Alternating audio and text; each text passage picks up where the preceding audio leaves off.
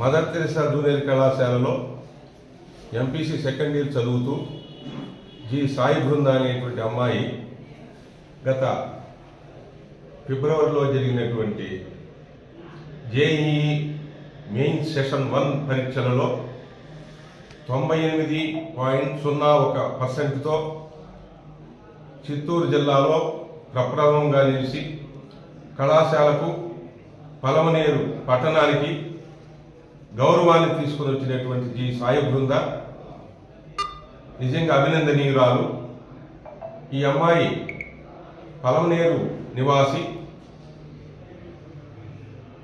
Mother Teresa junior కళాశాలలో 2 సంవత్సరాలు పూర్తి చేసుకుని పరీక్షలకు పోబోతుంది మార్చి 1వ తేదీ నుంచి. ముందుగా జరిగిన జేఈ పరీక్షలలో మెయిన్స్ పరీక్షలలో ఈ అమ్మాయి అత్యుత్తమ ప్రతిభ కనబరిచి 98.01% సాధించడం నిజంగా కళాశాలకు గర్వకారణం.